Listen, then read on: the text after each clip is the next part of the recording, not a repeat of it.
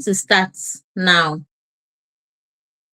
Anyway, if you've been following my channel, you know I've made a video in the past about funded teacher training in the UK for those who are interested in teaching in or training to become teachers in the UK. Today, I'm going to interview 2 teachers who have been successful with the same process. They were able to get government bursary to come to the UK. These teachers are going to tell us in all honesty how they did it. All right. So you want to stay tuned and listen all the way through. I'm going to be joining them soon, and then they will introduce themselves.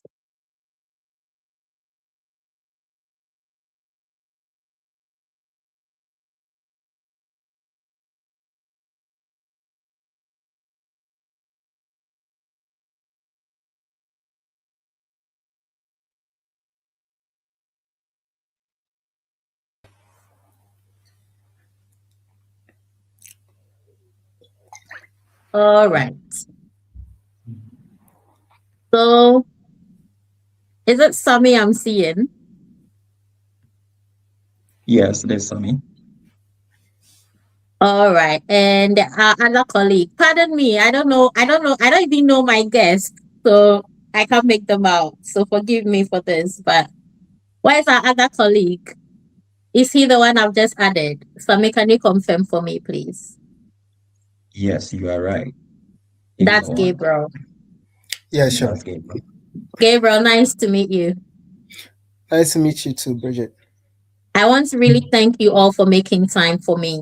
Honestly, I want you to see this as you helping out other people to also grab the opportunity you have gotten. Let's just say you are doing this for me, but at the same time, you are granting someone the opportunity to also find a UK opportunity to travel with all genuity, with all the interest. All right. So Sure. just a quick one, so we don't spend too much time. Can both of you introduce yourselves, please? Just a quick introduction. Well, I prefer Gabriel to set the ball rolling. Oh, okay. Thank you very much. Yeah, my name is Gabriel Amankwa. I'm a Ghanaian. I was teaching in Ghana, and even though I was doing other things though, but basically I was a full-time teacher, physics teacher in Ghana. I taught in about 3 different schools in Ghana. I had about 5-6 years experience as a science and physics teacher in Ghana, and currently I am with St. Mary's University on the Department of Education bursary. Yes, basically that's it. Nice to meet you again. Yeah, All nice. right. Sammy, quick one. Well, my name is Samuel Yawesiam, currently with Brighton University. I have 5 years experience in science and physics. I also taught in Russia, English, and now I'm under placement with Winnenden Community School. Okay, So, that's nice. So we have Gabriel coming straight from Ghana, and we have Sammy coming from Russia with Ghanaian background, isn't it? yeah. All right, that's good then. But just a quick one before we dive into it. Sammy, did you have a teaching license or qualification? Were you qualified as a teacher to get this opportunity?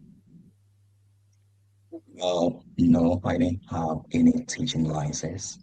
Okay, It was just a desire to apply and come here. that's okay then. I'll leave it there. We'll dive into it a bit later on. All right. So if you're watching us today, this is your opportunity to learn more about this UK opportunity. This is your chance for you to find out how Sammy and Gabriel did it, both as qualified teacher and non-qualified teacher, to also get the opportunity to come to the UK to train and teach. This is Bridget's Aram channel. If today is your first time joining us on this channel, kindly like and subscribe. We share good content like this on this channel, which is to guide other people to also find relocation opportunities. Now, straight into it. I'll be moving to Gabriel first because I understand you have a limited time with us. So, Gabriel, what motivated you? First of all, how did you even find out about this UK teacher training and what motivated you to take up the opportunity? Thank you very much, Bridget. That is very interesting. Okay. Funny enough, Sami was my mate when we were both doing BSc physics. So we know ourselves way back. But after BSc, we all find our ways. So I think we've not even met since, Sami, how many years now? 10 years since we graduated from the university. Yes. Let me also correct this. I'm not a trained teacher. I mean, Oh, I I don't see. have a teaching license in Ghana. So in Ghana, I was teaching Oh, as a non-professional teacher. So I was only teaching with my BSc. So I was considered, or I was teaching as a non-professional you're teacher, a as we say, professional teacher. yeah, Makes it in Ghana. perfect. Yeah. Yes, that Okay. should motivate those people who think only qualified teachers are able to get this opportunity. So thank you for clarifying that. Okay. Yeah. So, however, thank you too. However, those qualified teachers or those with teaching license can also apply and then Sure, come in to also through the same route. Okay. So let sure. me get back to your question. Coming to your question, I think I heard about this program, if I remember very well, somewhere around 2023, middle 2023. I was just there one day, and a friend of mine who happens to be my hostel mate way back at the university sent me someone's number that the his friend is trying to help people relocate. So I contacted this person, and then the person gave me a lot of information. But basically, there was a group that we all joined. Later, someone else also added me to a certain group, and they were just talking about it. Now, I'm not saying this to kind of make other people look bad, but we're in the group, and I mean, they were discussing a lot of things, and it got to a point whereby you have to kind of pay something for them to do the application for you. So I was also, like I said, I was also doing something else. So it got to a point I asked myself, okay, um, if this is the opportunity and I do not want someone to apply for me, why don't I do my own research? So I remember I took a whole week because I didn't know where to start.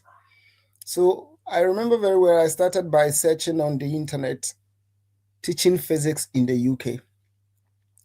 And then I decided to go through the links one by one, one by one.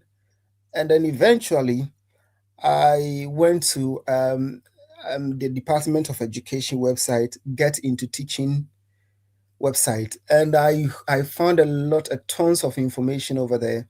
I read through. I wasn't convinced.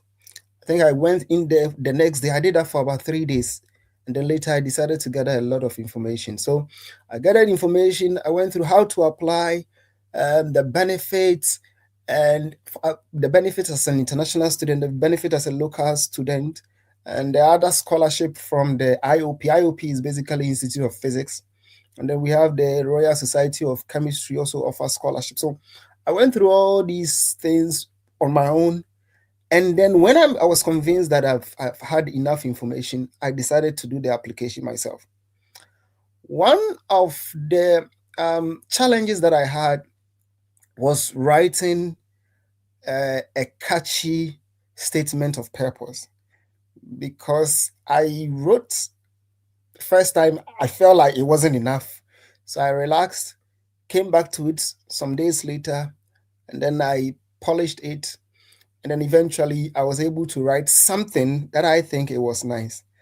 I'm basically saying everything, but I'm supposed to just read. But I even remember the first school that I applied rejected me because of my statement of purpose. that my statement of purpose wasn't catchy enough. So I also, even the polished one, I had to also polish it again. Polish again. Yes, before I was able to grant myself the first interview. Now, you asked a question that I didn't answer. What motivated me to become a teacher? I I always say that I became a teacher by mistake. When I say that, yeah, when I say that, what I mean is I actually decided to join GES because I wanted to get time to do something else. So Okay. initially, I was supposed to just teach for a year or two, and then when I'm finished with what I was doing, I'll be able to. I'll leave and then go and do what I felt like it What was. you love. Yeah, what I love. But eventually, Okay. I got into teaching, and then I'm stuck. Even though I tried to leave so many times, but I feel like that is where I belong to. Because That's where you basically, belong. when you feel like you're having impact on people, the job that you're Exactly. doing, and then you're having impact on people, sometimes you'll be there, and some of your students will be, oh, say, if not you, I wouldn't have done this. I wouldn't have done this. It's Oh, not motivating enough. So basically, the feedback that I get from my former student and my student is my motivation. That is the reason why I'm still doing that's the team. really inspiring. Yeah. That's really inspiring. Thank you so much. Sami, can you just give us a brief of your motivation and where you got the information? Just a brief one. Well, so for me, I had information on your Telegram channel. Um, Oh, I was at- yeah, I think you posted this information on 9th May 2024. So by wow. then I You're was in the Russia. date. Yeah, I was in Russia, and even before that, I taught for 5 years in Ghana. I did my national service as a physics teacher in one of the senior high schools in Upper West, and then came to Accra. Also taught science and physics in Accra, but I felt like maybe I don't like teaching, even though in my family most of them are teachers. So I had a break, then switched into business, into poultry farm, and then also selling of car parts and stuff. Then I had an opportunity to go to Russia to pursue my education in higher physics, that is nuclear medicine, master's. So right in Russia, I was communicating with your husband, and then he told me, I said, okay, why not? I took the pain, did a lot of research, and then luckily enough for me, I had an advisor from the UK because it's free. You can apply for an advisor. So I did. Had this lady who used to coach me. I wrote my statement of purpose, and then she guided me that I should make it more catchy. I should make it more personal.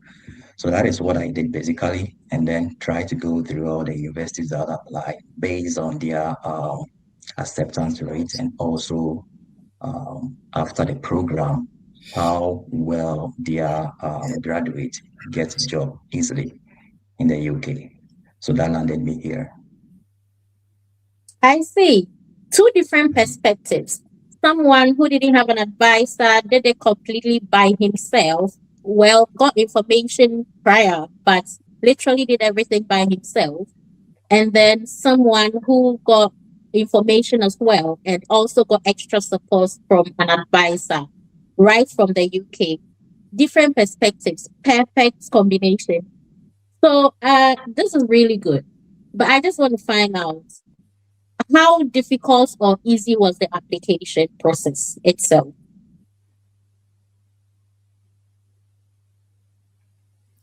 Who wants to go first? Gabriel, Okay. maybe. Yeah. I'll go first. Thank you. Now, there is this saying that if you want to hide something from a black man, put it into reading. I don't like reading. I don't like reading. But this whole process has showed me that reading is very good. We can do whatever that we want to do. We just have to read. The white man has encoded everything, all the information in reading, and it is freely and accessible on the internet. In fact, I've met a lot of people in my school. I've met a lot of Ghanaians that paid huge sum of monies to people to apply for them. Meanwhile, the information is online. You just have to read, and then you'll find. Now, what I'm basically trying to say is that if you want to read, it's not difficult. Like, if you like reading, it's not difficult. But if you don't like reading, like myself, then you need to you will have to do a lot of work, because you have to do a lot of reading before you get the information. And some of the information are repeated, because sometimes you click a link and then it's almost the same information, just a little bit addition. So apart from the reading side, there is no difficulties. I remember even when I was applying for the face, I was a little bit afraid. I was a little bit scared that what if I get something wrong? Even when I was buying my plane ticket, I felt like, what if I get something wrong? So from the beginning to the end, I did everything myself. I didn't allow any agent to help me. It was basically myself. Even though, like Sammy said, I applied for an advisor, but unfortunately for me, I never got one. I applied so many times. Yeah, but I didn't get, they didn't get back to me. Yeah. So I know I'm making it a little bit scared, but it's not difficult at all if you read, if you have the information, if you have if you know how to just maneuver your way through the internet, and then you don't even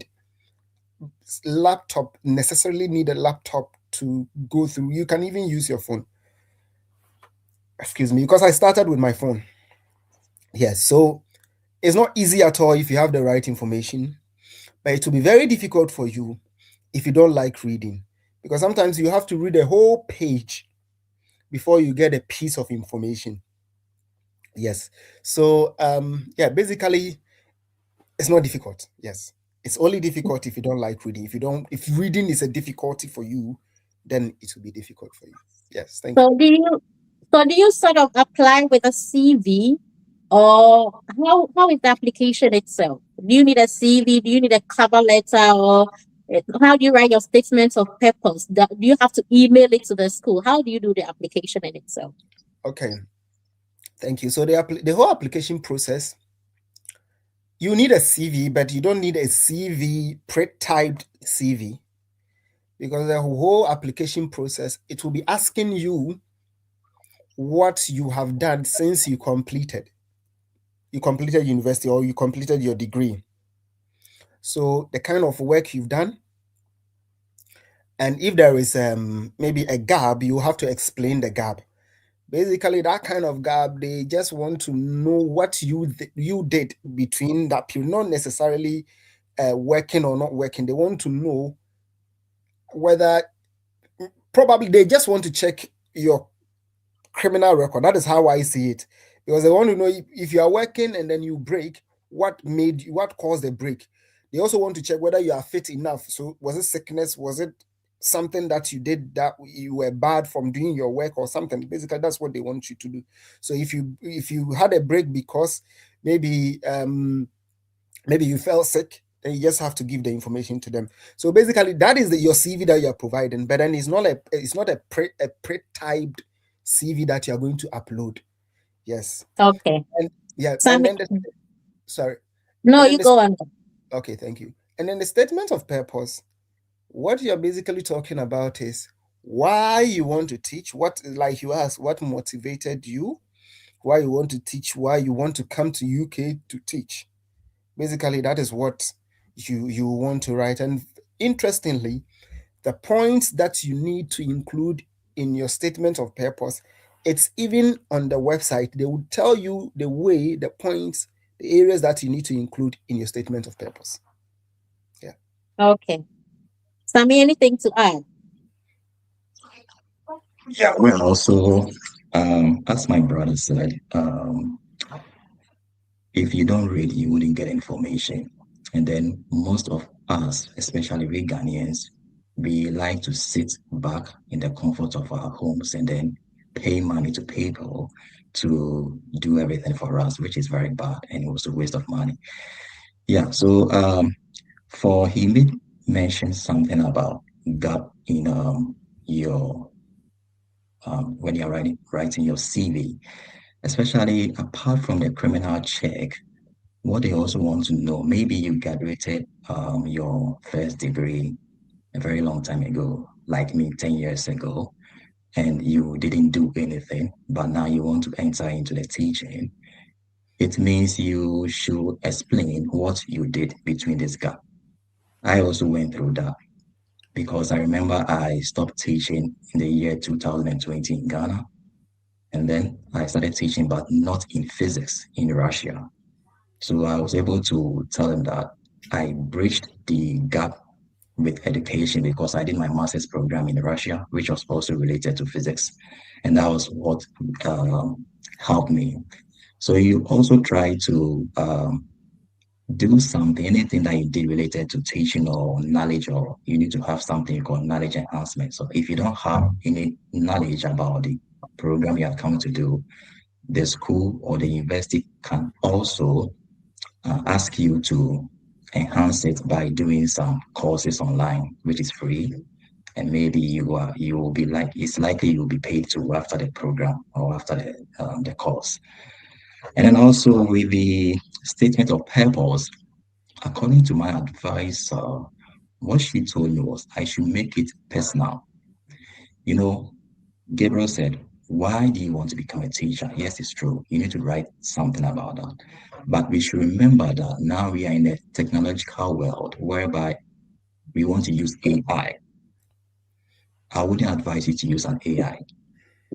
Just sit back, reflect what motivated you. Maybe it could be your primary teacher. Maybe it could be your uncle. Maybe it could be a friend. Okay. So it should be personal. Write it personal. Let the person reading this purpose feel you in it. And again, you should also talk about when you come to the UK, I mean, you want to enter into the education field, what um, what's something special that you want to introduce, or what do you want to bring? Since we have a cultural differences, what do you want to bring or introduce into the teaching field? So you should also be able to talk about something like that in your statement of purpose, and then you are good to go. Okay. So basically without subject knowledge, you can Mhm. still, if you have the interest, you can still express your interest and have a subject knowledge enhancement. And then you can go ahead to do the postgraduate certificate in education we are talking about. Is that what you mean? I think that's Yeah. really, it's pretty cool, isn't it? Yeah, really, really good. Really good. Especially maybe you want to become a teacher. Maybe you're not a teacher now, but you graduated 5 or 6 years ago. So between this gap, you want to enhance your knowledge in the course you want to come and teach in the UK or to be trained in the UK. So they will advise you to do this short course, okay, to help you to, I mean, refresh everything that you learned some years ago before you come into a teaching training, something like that. That's marvelous. Anyway, I see all the comments. And also, if you have any questions, you can put it in the comment section as we go on. All right. Um, well, just so to add, this bursary or this government support that we are talking about, we'll come to that later. But for now, we just want to see how the application process is and everything. But this government funding, according to Department of Education, is available to those who want to train to become physics teachers and languages teachers. Am I right? Okay. Yes. Um, Now let me take us back one step before I talk about this. Now, your your interest is important, just like Sammy said, and so you don't necessarily have to have a physics degree. Engineers can also apply. So you also apply with a transcript, but it depends on the school, the university, or the teacher training provider. Some teacher training providers require certain percentage of physics because physics and engineering are a little bit closer. So you might not have BSc physics on your certificate. You might have BSc something, but if you have a physics related, courses, a certain percentage of physics related courses on it, some university may consider you to apply. Now, you don't have to have a strong subject knowledge, just like Sammy said, but you need to prove that you have passed through some kind of training in physics or passed through some kind of training in languages, whether it is French, whether it's German, Russian, or Spanish, and so on and so forth. Now, people can also be trained as a biology specialist or chemistry specialist, but those ones, they do not get bursary as international student. Local students enjoy these bursaries, but international students do not enjoy bursary when they are coming in with a chemistry degree or um, or a biology degree, or even English, because I know a lot of Ghanaians with English degree. So basically, they call it a modern foreign language. So if Languages, yeah. yeah, if the language is foreign to the British people, then UK. Yeah. to the UK people, then you are qualified to Okay. kind of So, if you are an international student, now I'm being specific. So, yes, if you apply as a non-UK citizen yes, and you are applying to train to teach physics or languages, which is Mandarin, French, mhm, Spanish, and those mhm, other MFLs, yes, then you can get the government bursary, even as an international student. exactly. Okay, thank you for the clarity. That's really Also, nice. let me Yeah, also clarify this. You don't necessarily have to have the French, the physics, or the all the languages on your certificate, but sure. if there is an aspect of it in your transcript, you can apply, and some universities may consider you. So So for let's just say, maybe you studied maths, your degree was in maths, but Mhm. you did a bit of physics in it. Yes, Some universities can consider you for the physics training as yes, well with yes, the bursary. exactly. That's good. Yes, yes. That's really But good. yeah, let me also correct this. We we are not being trained to just teach physics alone. Oh, okay. So let me also correct that. You'll not be trained to teach physics alone. You need to also show a little bit of subject knowledge in other areas of science. So Yes. if you're coming in to teach, if I, for instance, with a physics degree, I will be teaching for in the secondary school, I will be teaching other areas of science. And then in the A level, if my school, I find myself, I have A level in that school, then when I complete, I will teach physics at the A level. But in the training, you just need to show evidence that you can teach all the three sciences at the secondary school. So if I compare it with the Ghana curriculum, it's like you teaching science in our JSS and our SS. Like Yeah, and integrated science. yeah, integrated science in our JSS and then the SS. Yes, basically that is how it is. But then the A level is a little bit higher than our SS, but it's not up to the university level. And that area is when you're just going to teach your physics. So if you have Okay. an engineering background and then in your transcript you have a lot of physics courses in, you can apply. There are even schools that do what we call offer what we call engineers teach physics. Yeah. Yeah, those ones are also there with bursaries. Okay. Yeah, so That's good. Sammy, they anything to can also, add? Yeah, well, I think my brother has said a lot.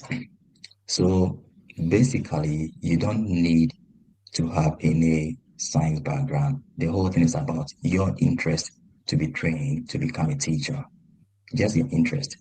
So even though your program you did as in BSc might not necessarily be a main factor. It's just your interest. For instance, he said something like maybe you were trained in biology, but you did a bit of physics, or you were trained in chemistry. On your transcript, it shows that you did a bit of physics or maths. You can still apply. It's just about interest and then willingness to be trained to become a teacher. And it all boils down to how you write your statement of purpose, how you make it to be catchy. Okay. For the person reading to feel like, yeah, this guy or this lady really wants to what? Be trained, to be taught to become a teacher in the UK. Obviously, of course, you wouldn't be trained only in your specification. You will be trained across all board. So for me, currently in the school I am practicing, I teach physics, chemistry, biology, and everything. 4 different year groups. Yeah. And then another thing too I want to add is before you start application, you need to make sure that you check the eligibility. What is the meaning of this? The DFE, that is the Department of Education in the UK, through this route, you shouldn't have a degree certificate, which is education in education. It should just BSc. If you have BSc something in education, you can apply through this route. There's a different route that you need to go through. So just have a BSc certificate, and then you are willing to be trained to become a teacher. That is one thing we should pay attention to. Because if your certificate is in education, you can't use this route because through the checks they will tell you have education, so you can't use it. Oh, I see. Yeah. Okay. Just a quick one. Skipping to the bursary itself. I know you can either get a bursary or a scholarship. Yeah. Who decides when you get bursary or scholarship? Is it the school or after your application? Like, at what stage do you get information about whether you're getting a bursary or a scholarship? Also, I want you to put all these answers in one. Is the bursary applied automatically or you have to apply for it? I mean, both the bursary and scholarship, if you have any idea about the scholarship, because I know you are on bursaries. You may not have enough information about scholarships, but then if you do you have to apply for bursary or scholarship after you've been made an offer? Also, last one, the amount you're being offered, is it enough to cater for your living expenses, your fees, and everything? Accommodation. How is it like? Tell us. Okay, so let me start from your last question. The bursary amount, as to whether it will be enough or not, depends on the university you apply and where in the UK or in England you live. So that is what I can say. Now, the government will give you the bursary. You use some of the bursary to pay your school fees. I know universities that charges more than they charges tuition fee. Their tuition fees are more than what the bursary offer. Some are 1/3, Way less. some are half of it. So it depends. So I will entreat everyone, if you're interested in your applying, when you're applying to that university, your tuition fee will be there. So you need to make sure that you are applying to a university, or let me put it, you need to make sure that you're applying to an affordable university. That is very, very important. So you check the school fees, and then you subtract the school fees from the bursary, and then you make sure that how much that will be left will be enough for you. And you also need to have an idea of the city that the university in, the range of rent, how much rent is going to cost. That is also very, very important. Apart from that, food is not too expensive in the UK. I don't know whether I've been able to answer that side of the question. And I Yes. think if you can remind me, I think you asked a couple of questions I've forgotten. Yes, I asked, you've answered the third question, and I Mhm. asked whether the scholarship or bursary is applied automatically, or you need to um, Mhm. apply for So, it separately, and at what stage you will get okay. to know that you get a bursary. Okay. Um, in the 2026-2027 academic year, the last time I checked, the bursary for physics graduates is it's £29,000 for the whole year, and that of French modern foreign language is £26,000. I stand to be corrected though, but that is the last time I checked. That is, I saw something like that. Now, also the scholarship from IOP, that is Institute of Physics, which is an association for physicists. The last time I checked was £31,000. So it is, I think, somewhere around £2,000 higher than the bursary. Yes. Now, according to the DFE website, if you hold 2-1 or 2-2, sorry, if you have a degree, you have a second class lower, at least second Yeah. class lower in So physics, anything from second class lower, second class upper, class and upper, first and first class. class, you may be eligible for the bursary. Oh, I think that is it. So if you have minimum of second class lower, you may be eligible for the bursary, and you do not have to apply for the bursary. For the scholarship, wonderful.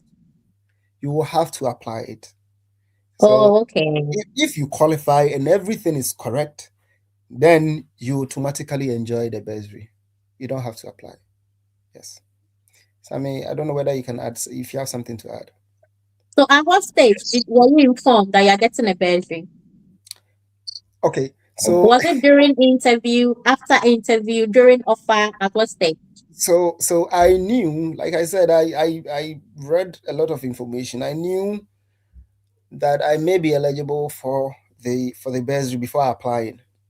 So I during the interview, I also asked whether it's true that I will be eligible for the interview. I asked, I think that was the first question that I asked. And then yeah, it's very important. So I asked that question, and then I was told that yes, since I have my class qualifies me, I may be eligible.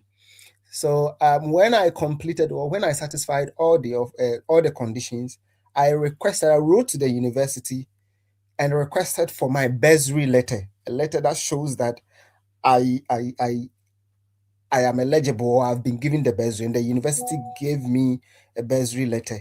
So that is what I used Whoa. to apply Oh, for I my, see. yeah. Okay, that's nice. Sammy, what about you?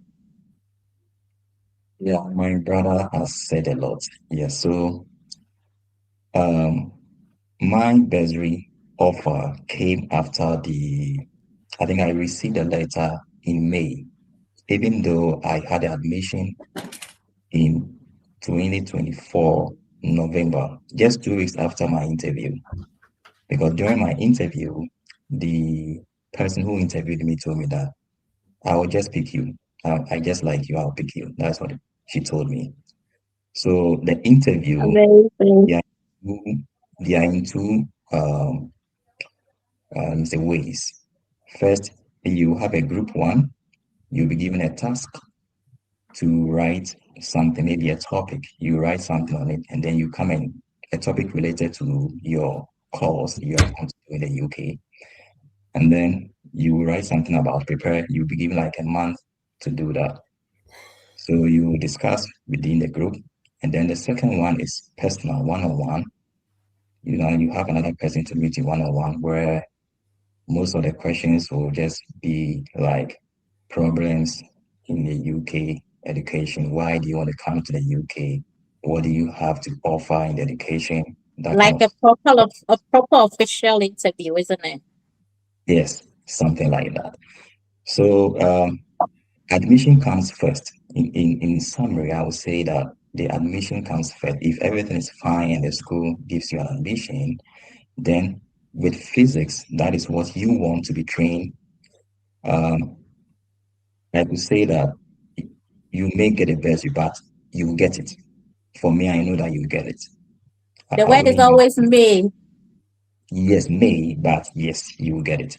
So for me, what happened was after the interview, and I know that I've gained the admission, I told my advisor, and then she told me that she's not aware that this year, I mean 2025, 2026 academic year, the government is going to give bursaries for, to international students. So I was like, okay, let me wait. And then in December 25th, on Christmas Day, I received an email from my advisor telling me that the government said they will give. I was okay, well, then let me wait for my university. So next year in May, my university gave me the data that based on my whatever, I qualify for £29,000 bursary, and then that is it. So you did not write to the school requesting for your bursary letter. You got it automatically. No, yeah, because I That's knew that amazing. if they will pay, it means I may get it. Yeah. That is, if the government will pay for bursaries for So international students, I may get it.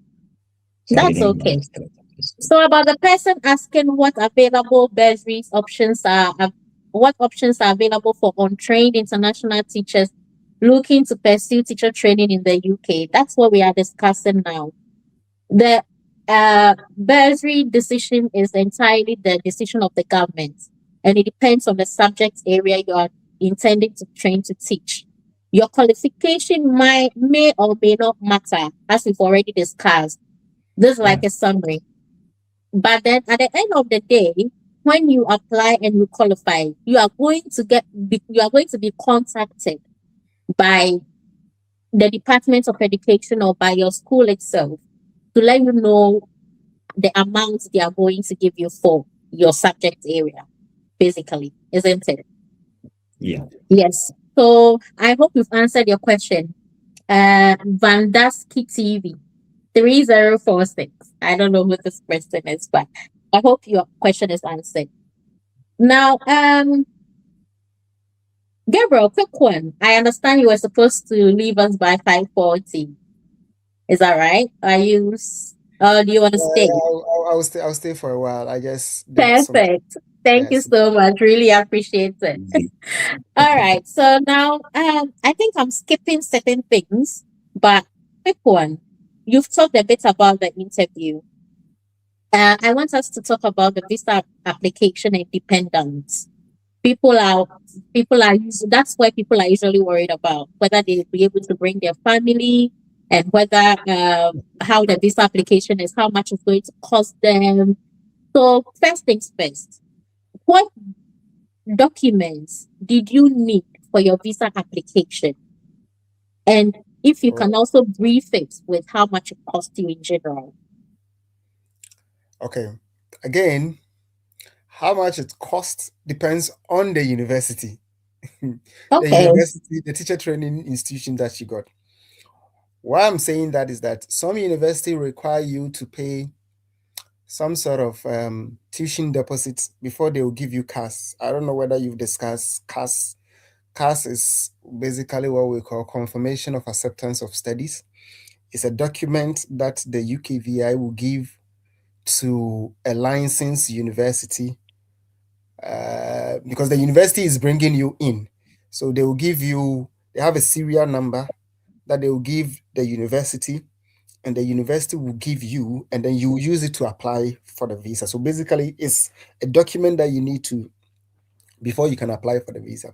So some So that universities, is, if you're coming for work, that is your certificate of sponsorship. something like that. Yeah, it's your certificate of sponsorship. So, yeah. So that is what you need before you apply for the visa. Now, some university may require you to pay some deposit before they will give you that document. My university made me pay. I paid, I think, £2,500. Yeah. 2,500 pounds. That is It's what not small. I know people who Yeah. were charged about Yeah, 4,000 pounds as exactly. deposit. In my school, those who are training to become French or modern foreign language teacher paid up to 5,000.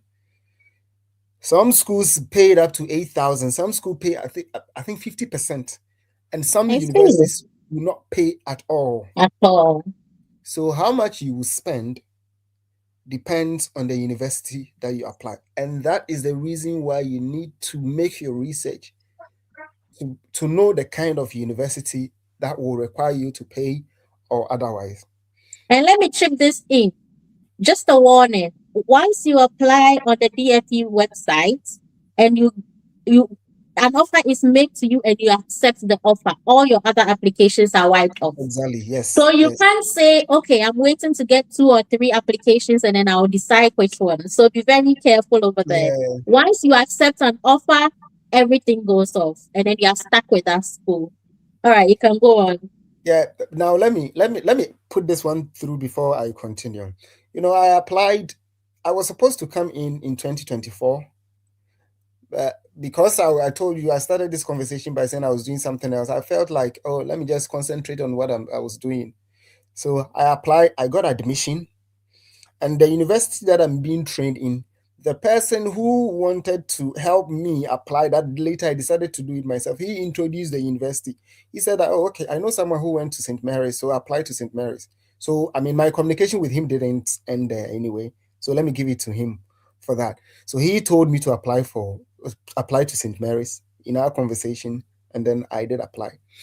So fast forward, I applied, I got it, but then later I stopped, like I didn't follow it.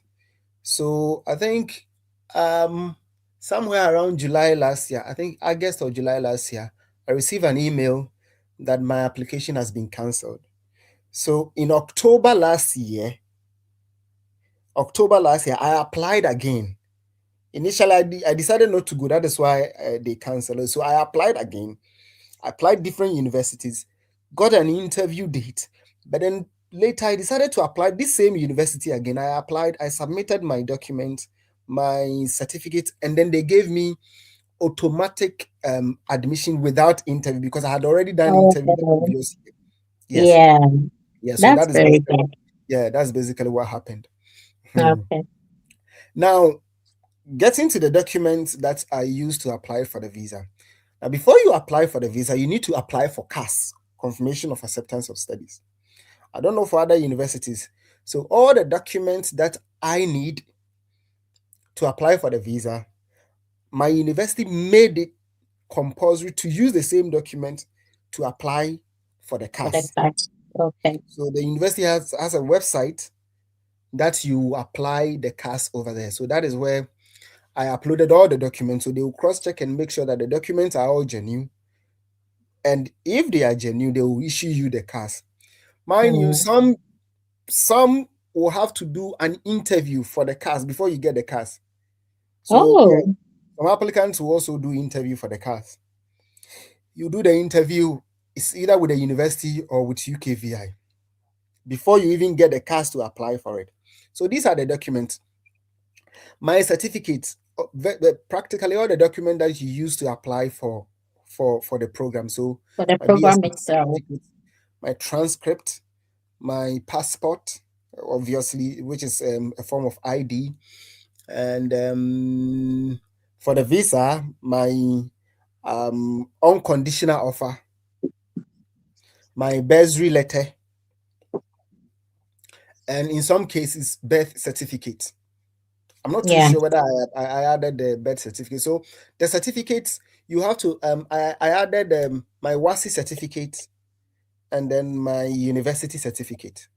So if you have any other certificates, that is academic certificate that is relevant. So if you have masters, you may also decide to kind of add that one with your yes. So basically, that is it.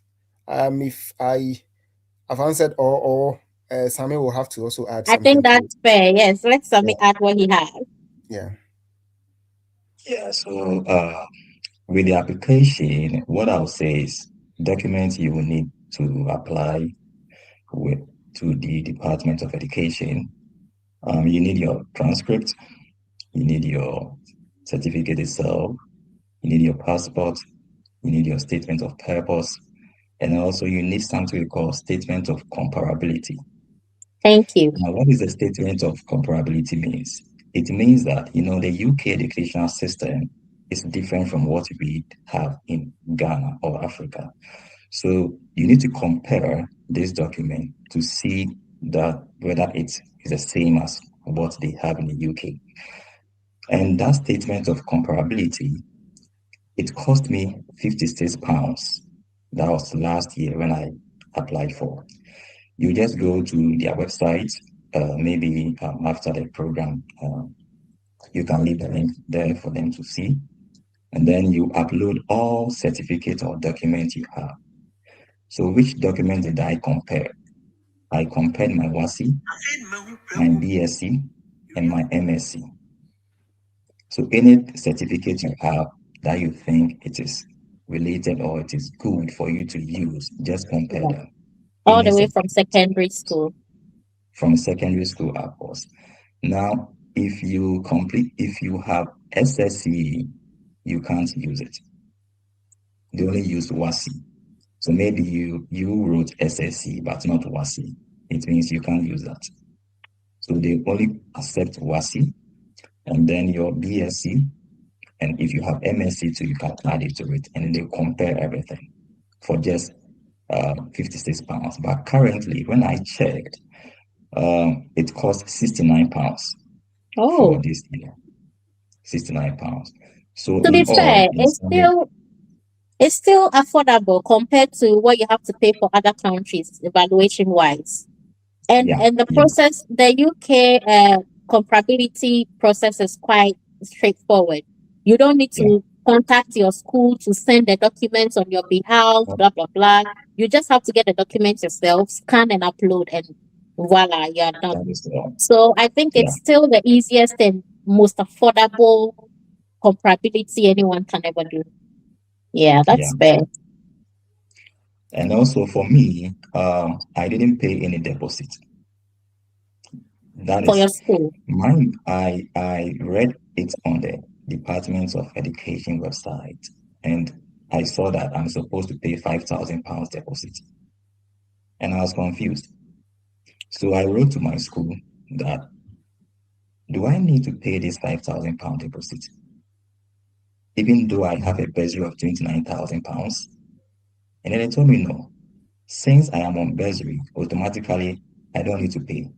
The bursary caters for everything. So that is what I was told. So I didn't pay for any deposit.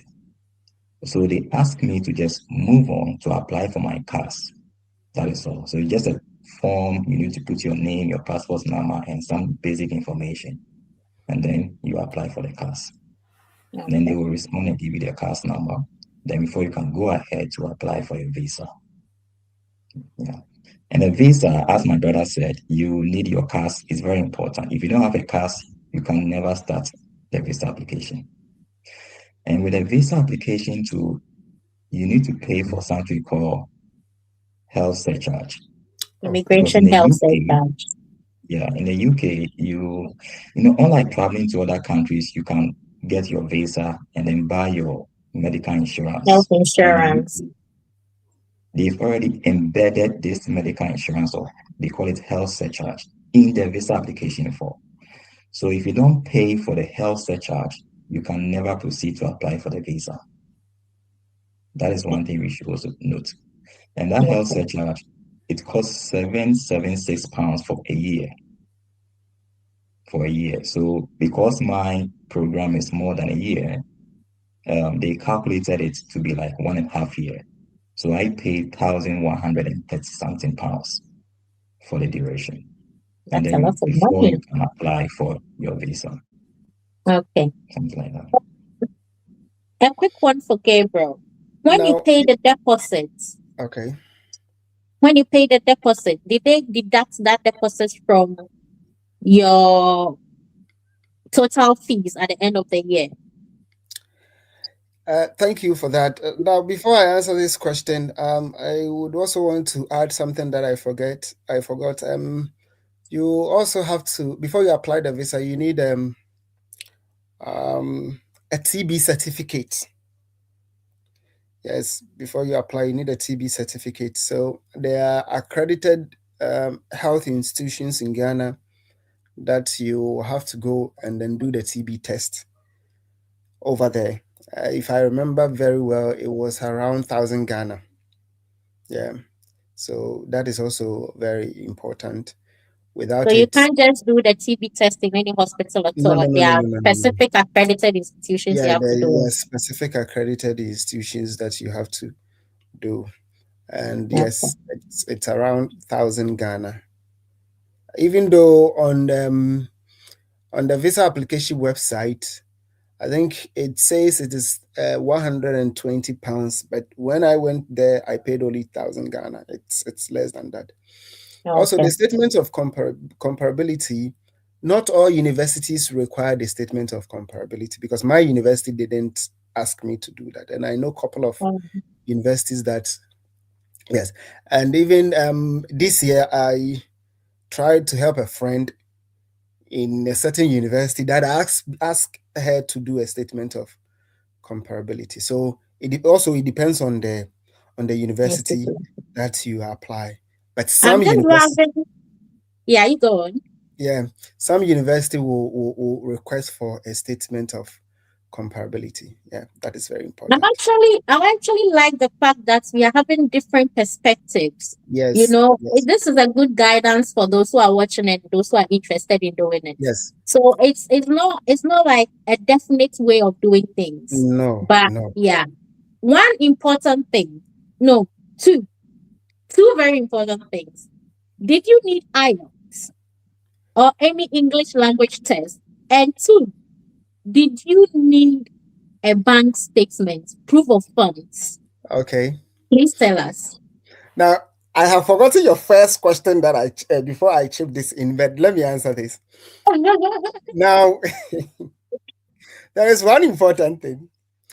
My school did not ask for IELTS. In fact, I remember I wrote an email.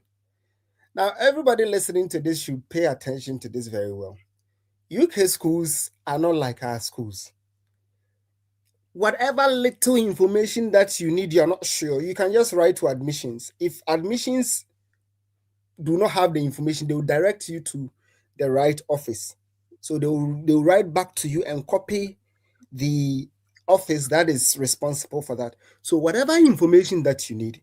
In fact, I'll talk for my university. From the time that I had a conditional offer to the time that I had an unconditional offer, my university held series of webinars to kind of give us information about the Oh, whole process. So even when we're about applying for the cast, they did a webinar to tell us how we're supposed to do it, the kind of things that we need to do it. The visa application to the same thing. So every now and then, even though they usually hold a whole webinar for all the applicant, both undergrads and postgrads, they usually hold a special one for PGCE, and then they also hold a special one for those on bursary. So we should take that into consideration. Now, banks IELTS. Let me talk about IELTS. I have seen universities. I've visited universities' website that specifically state that we require IELTS. So I think around that time, I wrote to my university to ask them whether I am required IELTS, and then they told me that the only English language proof that I need is my WASI. They specifically stated WASI, C6 or high. So from A1 to C6. That is what my university asks. Some university, it may be different. So again, the university that you are applying to, you must visit the university website. There are a lot of information on the various universities' website that you can find. Proof of funds. Now, this is what my university said about the proof of funds. The UKVI require those studying in London to have a minimum amount of money per month. So I think if I remember very well, it was a little bit around about 4,000, sorry, 1,400 pounds per month. Per month. Yes. So if you are studying in UK and then you'll be studying in London, you need to have at least 1,400. So let me just run it to 1,500 pounds a month. I think outside London is somewhere around 1,200. I stand to be corrected, but it's around that area. Right. Yes. So this is what my university did. They subtracted the school fees from the bursary, and then the remaining one, they realized that it will not be up to the amount that I'm supposed to get. Therefore, then they asked me to pay the 2,500 pounds. So deposit. So the deposit was, yes, it was subtracted from my fees, but then the receipt from the deposit that I paid, and then the letter, the bursary letter was enough for me to apply for the visa. So we did not require anything, any proof of funds. However, I talked to someone in my university who completed last year, and the person told me that since our first bursary will come after a month, then you need to show something that for the first 1 month, you have some money in your account to kind of cater for yourself. Even though, again, I know people in my university that did not show anything. So because I heard that one, sometimes some of us, we are afraid of our house people, So we just decided to get something small to show that, even though I have bursary and I satisfy the UKVI condition, the minimum amount I'm supposed to get for every month in my whole period, that is my bursary and then my deposit, I still showed a little amount of money in my account. Yeah. But then I know people who didn't show in the same university, they didn't show anything, no proof of funds, but then their visa were approved. Yes. I think that's fair. That's a fair move. I will use myself as an example. When I moved as a nurse, I came on a work visa, so completely different, but kind of related. Our employers take maintenance on the certificates of sponsorship they give us to prove that they are going to take care of us. The proof of funds is basically money to take care of yourself for the first month until you get your first salary. In our case, as workers. Yes. So the employer take maintenance, meaning they are going to take care of myself and my family for the first 1 month of arrival until we get our first paycheck. Okay. So then when we arrive, for them to sort of cover their backs in case UKVI comes after them, okay, their first 1 month that they came, what did you do for them? They gave us a hamper and we were entitled to an interest-free loan of £1,000 to 1,000. So you can take more. You can't take more. You can take less, or you can take up to £1,000. So if they give you this money, you take it from your salary in bits over a period of months, and that becomes your maintenance for the first 1 month before your salary arrives. So I think that's really fair. It was a good move that you had something in your account to show for it. I think it was a really, really good move. Sunny, have you got anything for us? Well, from my side, what I would say is, okay, let me start with IELTS. Now, for me, even though, as he said, my colleague said, IELTS is a requirement for visa application if you want to move to the UK. But I realized that, as he said his school didn't allow him to write the IELTS, right? Gabby, Yes. am I right? Yes. Yeah, for me, it was part of my conditions, even though I had a degree. So that was the only condition that I need to satisfy before I can apply for the visa. And then I wrote to the school. I have English in my WASI. I compared. It's the same as the UK. Why do I need to write IELTS? Because I was very curious. And then I realized that my school, the cutoff point for English is C4. But I had C5. So I have to write it. And then, I was in Russia by then. It was kind of difficult for me, I wouldn't lie. But with the help of my wife, she motivated me wherever she is, kudos to her, that I should go and write the IELTS. Because because of the special operation in Russia and what is happening there now, most of these foreign institutions are closed down. So I couldn't write the IELTS in Russia. I have to travel to either Ghana or Kazakhstan. But Kazakhstan, I wouldn't get a visa because I need to know someone there who can invite me. And I can't, why should I travel to Ghana, which is very far away, whilst Kazakhstan is just close to Russia? But I couldn't do that. So later I realized that I wrote to the school and then they advised me that if I really want to come, I should get the IELTS.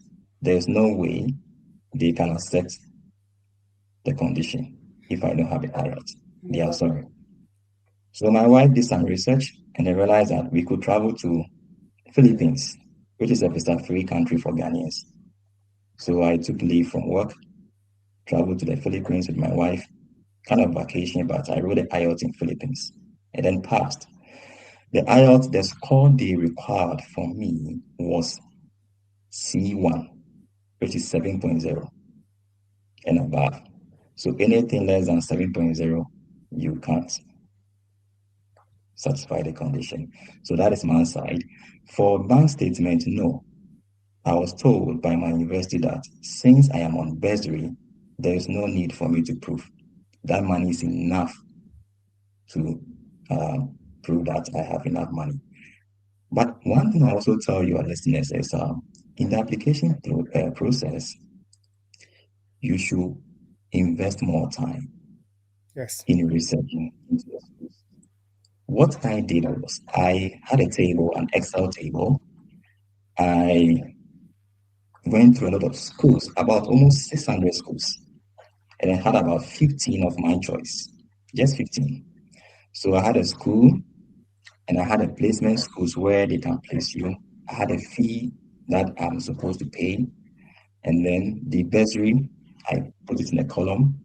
The course of length, it should be full course, not half course. You should go for a full year program. Qualification after the program, what you will get, and also degree that the school or university accepts. So you should make a research in all these things. And also the acceptance rate. The university you're applying to, what is their acceptance rate? Is it 5%? Is it 10% for international students? So I did all this and I just tried to get some group of universities which have acceptance rate from 60% to 90%. And these are the schools I applied to. And luckily enough, I had this university. So some of the universities is not just applying to any university, but you need to get to know what is acceptance rate for international students in this particular university before you apply for that. And then for visa, is also another headache problem for me because I was in Russia. Now, the UK embassy in Russia wasn't closed down. Even still, it hasn't been closed down. But they reduced the number of slots for applicants. I waited for almost a month. I was still not getting a slot. So I wrote to the school again, and then they advised me that it will be time consuming and also a lot of money involved. I should go back to Ghana, apply for the visa in Ghana. So I went to Ghana. By then, I even contacted my friend Gabby, and there was another guy too. And then he told me that he just went for his visa appointment in Ghana last week, and there are a lot of slots in Ghana. So I also checked online and then applied in Ghana, and then canceled the one I applied in Russia. Then I went to Ghana for the visa. Within 2 weeks, I had a visa, and I left to the UK. So that is what I also went through. I don't know if there is something I left, you can let me know. Right. So we've gone over 1 hour now. I think we should be wrapping up because people might be tired already. It's a lot Yeah. of good information. I won't Yeah. lie, but when it gets too long, it start getting our For brains start going foggy and everything. So Mhm. Soon, but before we do, I'm going to address a quick question here. Someone is asking, is there an age limit to the application, or is there a, let's say if I've graduated for a long time, like over years, 10, 20 years, can I still apply? I haven't seen any age limit. I don't know Yeah. whether Sami has seen anything like that. And if you graduate for a very long year and then you've lost touch of your subject knowledge, you can also apply for a subject knowledge enhancement, which is free, and you may even get money from it. So you've graduated for 10 years, you've not been doing anything with your physics or your French background or your modern international modern foreign language background. You can still apply, or you can still request that, oh yeah, I've forgotten some of my basic things. So since it's been a long time, so I want to do um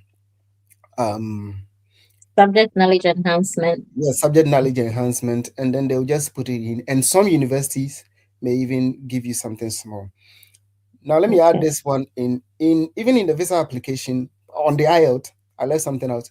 Even in the visa application, there was a portion that asked me whether my university require me to do IELTS or to write IELTS or to provide English language certificate or something.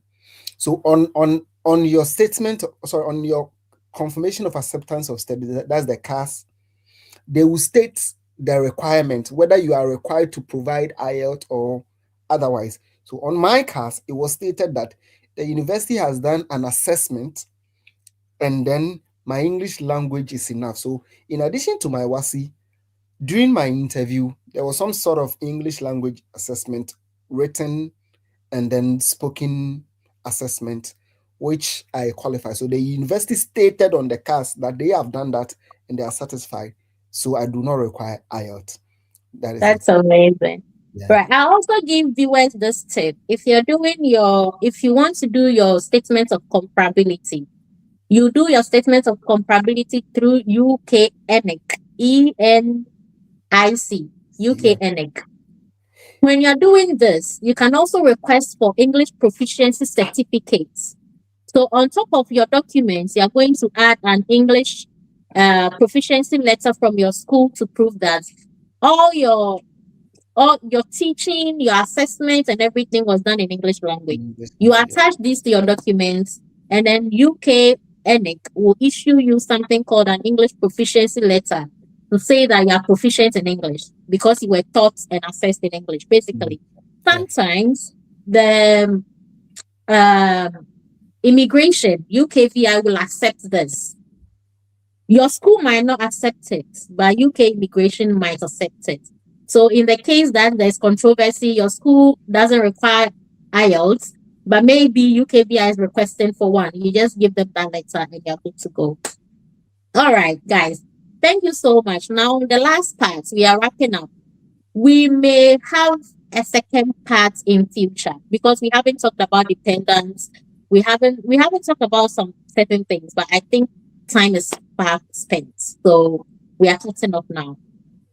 If you want a part two, you can put in the comment section for us so that we can actually prepare and then put the exact questions, the exact things you want to know in the part two in the comment section for us so that we can prepare adequately and bring it to you. But in the meantime, my two gentlemen, do you have any further information you want to give to these wonderful viewers? Advice, guidance, anything, encouragement, Okay. anything. Okay. All that I can say is that when you put your mind to onto something, if you dream of anything, you can achieve it by making the first step. You just don't have to just sit down and always be dependent on others, someone to go and read and come and tell you.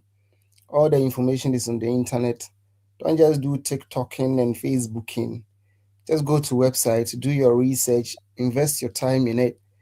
Don't be the typical African that whenever we encode something in a book, then it becomes a rocket science. No, just read. all the information is there. The informations they are scattered all around. Yeah, that's all. Thank you Thank so much, Gabriel. you. All Yeah. right, so maybe you have something to add. Mine's just something small. What I'll say is, whatever thing you plan to do, you can achieve it. So don't let anything to be a hindrance, because life is just a risk. We don't know. We might sleep today, tomorrow, we are not there. So risk everything for what you want to achieve. That is all. All right, so my final words. You may know me as a YouTuber, but you don't often see me on YouTube because I like to bring information that is authentic. I don't just want to publish something online just to get views, just to get, reactions and stuff. I want to give you that information that will help you to achieve that dream you want to achieve. But I can only give you the information. I can't take you through the entire process. I may be able to make follow up videos to give you more guidance and everything, but the entire hard work depends on you, the individual. Like they said, you have to do the reading, you have to prepare your personal statements, you have to prepare your statements of comparability if you want to. You have to pay for it. I can't pay for it for you. It's a whole lot. And it's a lot of dedication. Like you need to put in the work. You have to commit your heart to it. Second thing, you never know where your breakthrough is coming from. If you've heard this and you think you fit in the category, in the criteria, in the eligibility, my question is, why don't you try it? You will never know where yours is coming from. But you've said it in your heart, you want to travel. This is where you want to work. You want to be a teacher in the UK. Why don't you take this opportunity and try once? I'm really grateful to all of you that joined. People are asking for part two. We are going to prepare for part two. However, I will need you to put your questions in the comments. I will make sure I make this video available as well on YouTube, post live.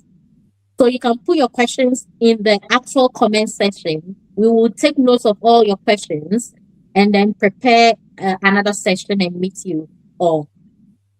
Please interact. When I post the video, kindly put your comments. All right. People normally don't put comments. Kindly put your comments. I will also be adding links in the description box. Links to the DFE application website and where you can find further information so you can prepare adequately for your application. And just so you know, 2026-2027 academic year applications are ongoing. Applications are open currently and ongoing. So please take the opportunity and act now. I want to thank my two guests. I really appreciate your time. I know this was difficult to schedule because of time factor and everything. Yeah. Today being Christmas Sunday, it should have been the last day to consider, but apparently that was the day we got, so we had to do it. I'm very grateful you found time for me. And I know my viewers are grateful to you as well for bringing this information to their decks, for letting them know what you've also enjoyed. In future, we may organize the part two, bring them details about your step-by-step application, maybe some of the questions you got in your interviews and how you address them. What the group session interview was. Everything. So people will feel more confidence in applying and they don't feel like they're going to get stuck in the middle of it. I really appreciate you. Thank you, guys. I'll see you Thank again you for having sometime. us. Thank you for having us. Bye. No problem. All right. Bye-bye. Bye.